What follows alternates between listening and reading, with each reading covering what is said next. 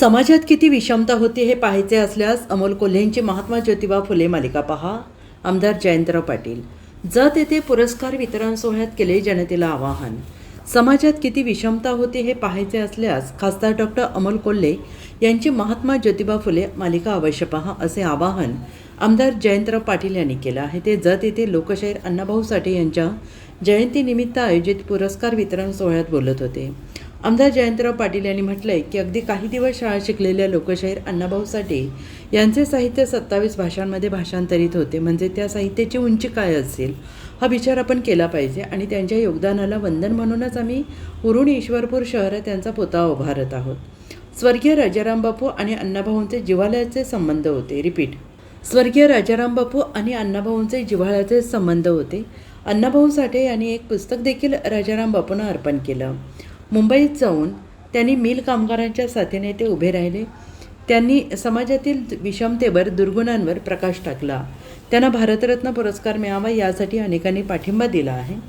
समाजात किती विषमता होती हे पाहायचे असल्यास खासदार डॉक्टर अमोल कोल्हे यांची महात्मा ज्योतिबा फुले आणि क्रांतिज्योती सावित्रीबाई फुले यांच्या जीवनावर आधारित सिरियल यूट्यूबवर आवर्जून पहा. समाजात मनुवादाने विषमता पेरली. डॉक्टर बाबासाहेब आंबेडकरांनी मनुस्मृतीचे दहन केले आणि ही घटना साधी नाही. पुढच्या वर्षी या घटनेला 100 वर्ष पूर्ण होत आहेत. पुन्हा एकदा मनुस्मृतीचे दहन करू हेच या महात्म्यांसाठी अभिवादन ठरेल. पुण्यश्लोक अहिल्यादेवी होळकर यांनी पतीच्या निधनानंतर चाल करू पाहणाऱ्या पेशव्यांना आपल्या ताकदीनं माघार घ्यायला लावली. हा आपला इतिहास आहे. मात्र आज समाज एवढा मुकक्का झाला आहे. पैशाचा प्रभाव प्रचंड वाढला आहे. देश धनदांडग्यांच्या हाती गेला आहे. तुमच्या एका मताची ताकद संपूर्ण व्यवस्था बदलू शकते.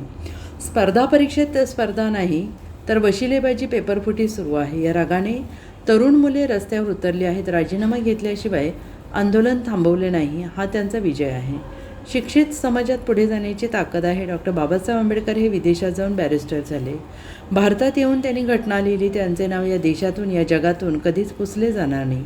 आजच्या तरुण पिढीला माझे आवाहन आहे की तुम्ही देखील अशीच कामगिरी करा. या सोहळ्यात विविध क्षेत्रातील उल्लेखनीय कामगिरी करणाऱ्या व्यक्तींना सन्मानित करण्यात आलं आहे. मात्र यावेळी माजी मंत्री महादेव जानकर, माजी आमदार विलासराव जगताप, विक्रम सावंत, विद्या मोठे, प्राध्यापक सुकुमार कांबळे यांनी देखील आपले मनोगत व्यक्त केले. या कार्यक्रमाचे आयोजन अविनाश वाघमारे आणि त्यांच्या सहकार्यांनी केले होते. समाजात विषमता किती पूर्वी होती हे जर बघायचं असेल तर माझी तुम्हाला विनंती आहे की युट्यूबवर जावा आणि डॉक्टर अमोल कोल्हेंचा सावित्रीदेवी फुले आणि महात्मा ज्योतिबा फुले यांच्यावरचे एक एपिसोड बघा. पूर्वी महिलांना शिक्षण किती अशक्य होतं. शिक्षण महिलांना शिक्षित करण्यासाठी प्रयत्न करणाऱ्या ज्योतिबा फुले आणि सावित्रीबाई फुले यांना किती त्रास झाला.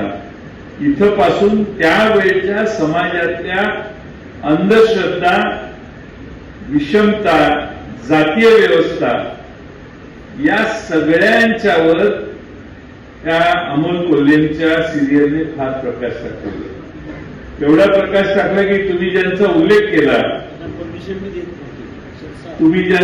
केला त्या सगळ्यांनी एकी केली आणि त्यांची सिरियल बंद केली टीव्ही चॅनलवर.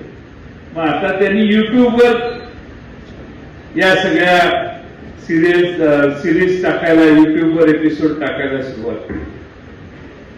मला हे यासाठी सांगायचं की विषमतेला फार लांब जायचं गरज नाही. त्यांची सिरियल वाचा, ऐका, बघा. तुमच्या मोबाईलवर नुसतं टाकलं ज्योतिबा फुले तर ती सिरियल येईल. 25 मिनिटाची, 30 मिनिटाचा एक एपिसोड असतो. एक बघत जावा. तुम्हाला त्यावेळेचे दिवस किती अडचण होते दुसऱ्या सर्व समाजांसाठी हे तुमच्या लक्षात येईल. Bureau report, SBN Marathi, Jat.